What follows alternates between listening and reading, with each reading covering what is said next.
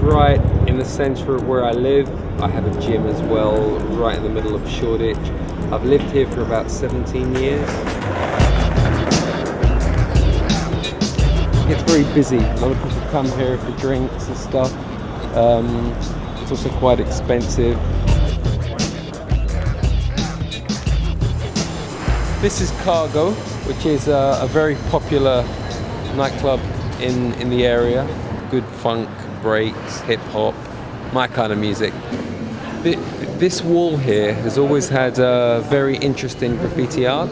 It changes from time to time. Some very well-known graffiti artists have done some work on it. I love graffiti, so I'm always interested.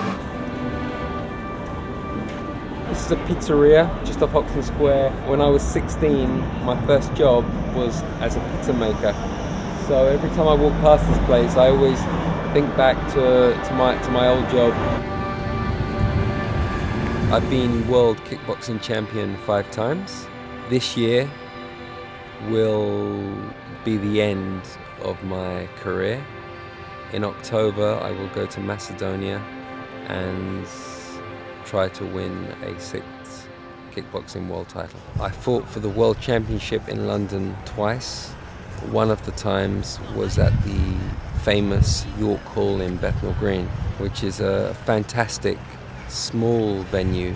About 1,300 people come into it, but it has such a good atmosphere.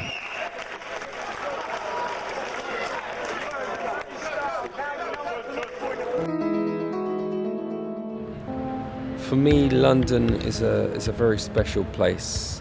It's my home. And I now find it so difficult to really connect with any particular one place outside of London, because I've been exposed to this incredible rich mix that you cannot find anywhere else.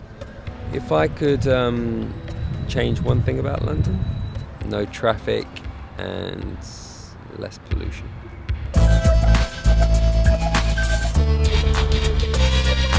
I look in the mirror and I say, God, you're so lucky. Not for the way you look, but for the life you live, for where you live, and for the things that you get to do. And I look forward to going to work, whether it be teaching martial arts and being a personal trainer, or whether it be going to cook at Theo Randall's, where I work as a professional chef, which was a hobby and now has become a passionate part of my life. If I'm cooking in the morning, then I'm training and teaching in the evening.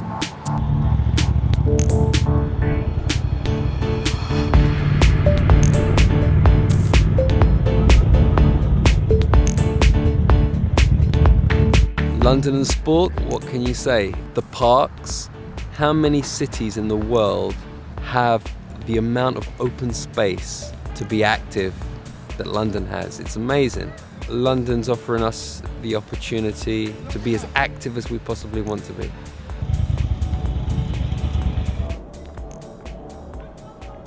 I have 2 brothers. We are very, very close. We would give our lives for one another. They also are martial artists, and this is their life as well. We share it together. Left uppercut, left to body. Good, and again, left uppercut, left to body.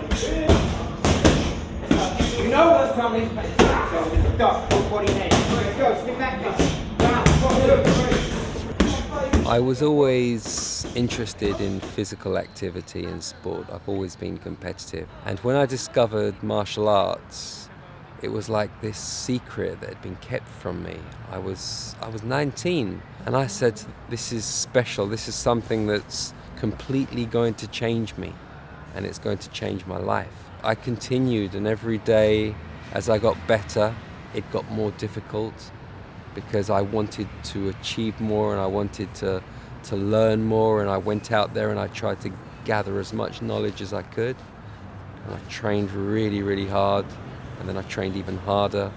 It's who I am now, and it's who I will always be. I will never be able to take martial arts, the warrior, out of myself.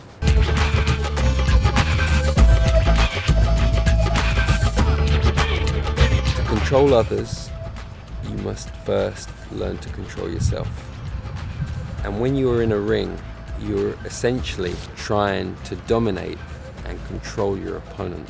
You make the ring your space, you own that space, and you invite your opponent in as a guest. To defeat an opponent, you must be completely calm, yet have an energy that is explosive as a supernova. When you're in the ring, you will be 95% focused on every signal, every message, everything about the body language of your opponent. And it won't be just to look at their eyes. You'll see little cues like the way their shoulders twitch or the way they're breathing. All these things give you information that you respond to. But at the same time, there is a little voice in the background which belongs to your trainer. And then there is something else. There is the crowd.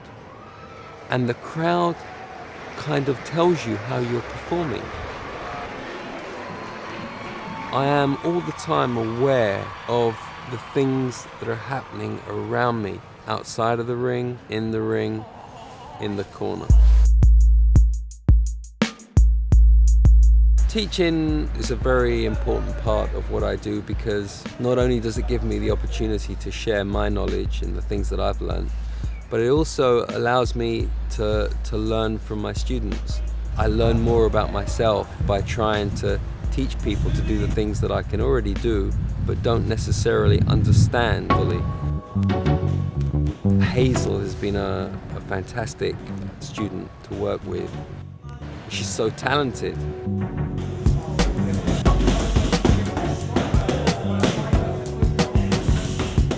It's very rewarding to see somebody take your knowledge one step further and become a champion with it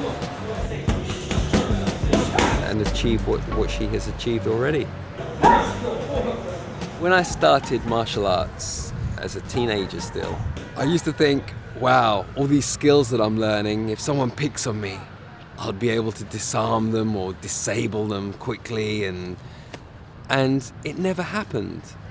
And at first I was disappointed, and then I thought to myself, no, actually, I need to celebrate this, because the whole idea is that if you can be so self-confident and so able to defend yourself that you don't actually need to fight people anymore. Troublemakers look for weak victims. They don't want to pick a fight with somebody that can defend themselves. They can sense the weakness in you. Therefore, you need to be strong without being aggressive. I'm about to close the chapter on fighting for good. October will be the end, and I will celebrate the end without any regrets. Who knows, I will open my own restaurant, which I'm sure will be harder than any of the fights that I've had in the past.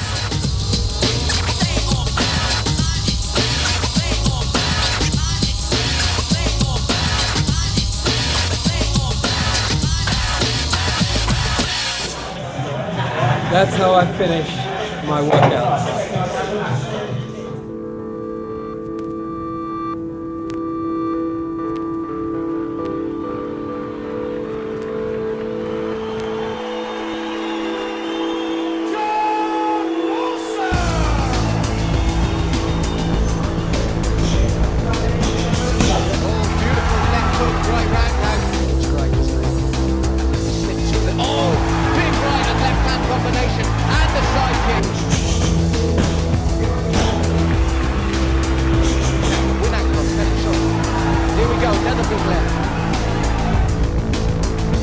Dream what can be accomplished tomorrow You need not fear death today. This is something I used to say to myself before a fight, and it's probably something I will say more often as I get older.